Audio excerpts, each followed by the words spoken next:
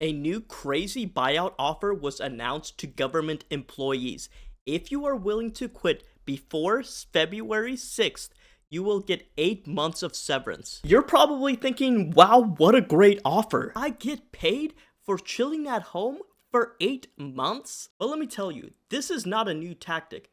This is used by large tech firms like Google, Facebook, Twitter, and Tesla to cut headcount and reduce expenses at the cost of employees.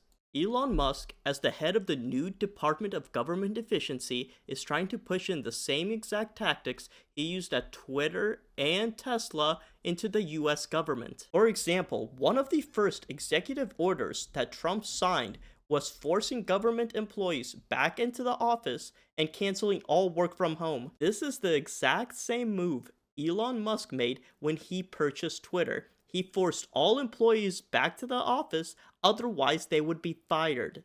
When not enough Twitter employees quit, Elon offered a 3-month severance package, hoping to entice even more to leave. And since these employees technically quit under their own volition, he would not have to pay them unemployment. Now you can clearly see this is the exact same tactic that DOGE is using inside of the US government. Some of you may still not have any issues with Elon Musk pushing government employees to leave their jobs by forcing them back into the office and giving them a compensation package that seems enticing, but in reality can hamper and stop their career progression. But I'm willing to bet that these are just the first 2 tactics that Elon is implementing from the big tech playbook. There are far worse tactics at big tech companies that pit employees against each other, create toxic work environments, and will drain any of the benefits associated with working for the US government. Let me show you what it might look like working under Elon's DOGE administration. One that makes you work like you're in big tech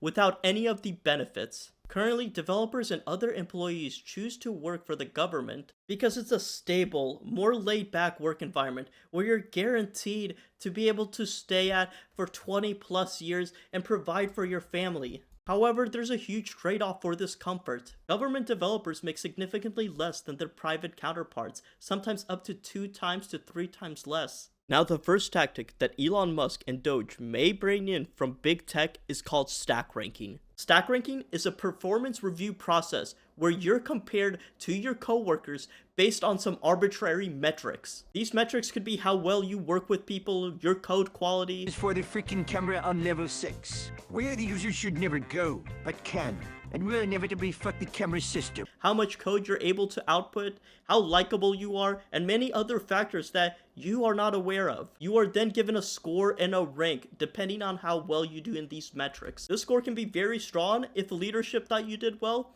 or you can be placed in the need improvement category, which is considered the bottom. However, a key component of stack ranking is only 20% of employees can be put into the very strong highest category. 60% will end up in the average middle category, and 20% of employees must be put in the below average low performance category. Stack ranking is done every single year and sometimes even twice a year. So you can see how it breeds resentment and competition between coworkers who would otherwise be friends. Employees and developers start to compete by working longer hours, doing more impossible tasks, just to not end up at the bottom 20%. Now you're probably wondering, what does happen to you if you're put in the bottom 20%? Well, I'm glad you asked, because that is the next tactic Elon Musk will be borrowing from big tech. It's called PIP, and it stands for Performance Improvement Plan. It is a list of tasks and goals created by your manager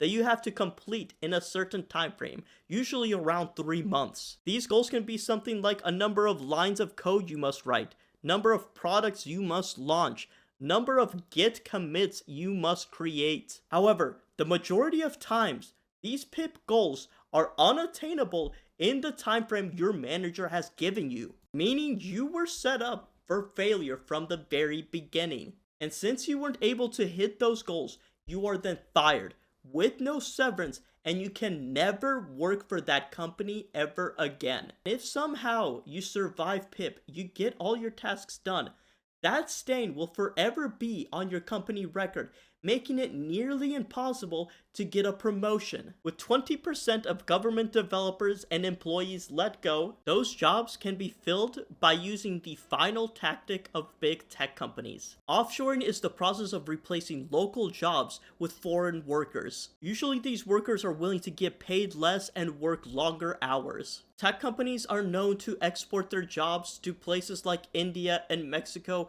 where developers make significantly less.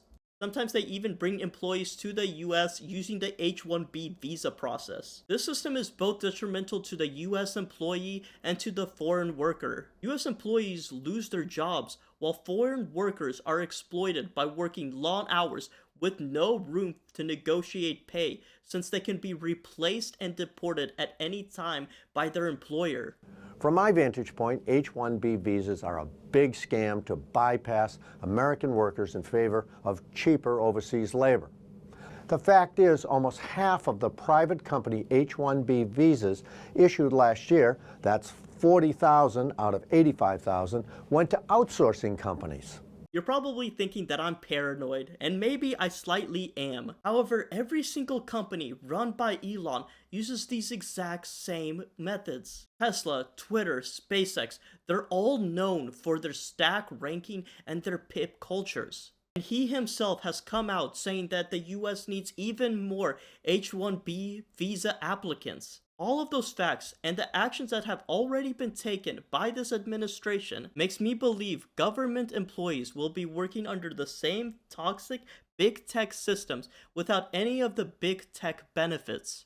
Things aren't all doom and gloom yet. If you're a government employee and you got one of those buyout offers, really consider if it's worth taking that 8 months of severance, with the consideration that you might not be able to find a job in the future. And as futile as it may seem, try to prepare yourself for whatever future may come next. Before the CIA listening device takes me out, make sure you like and subscribe so I can provide you with more PsyOp content, and thanks for watching.